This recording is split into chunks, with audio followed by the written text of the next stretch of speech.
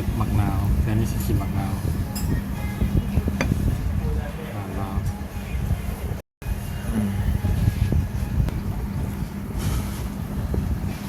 ทีมสดนี้ตับเจลบีเจลเพี้ย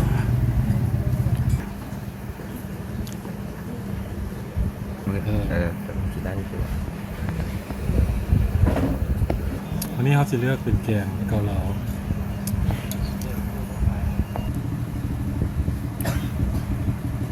ซื้อรสชิมวะ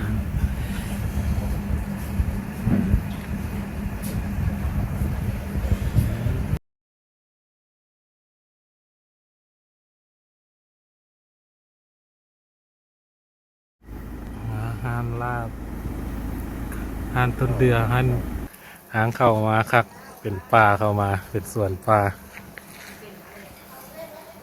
บรรยากาศกล้องตารางบ้าน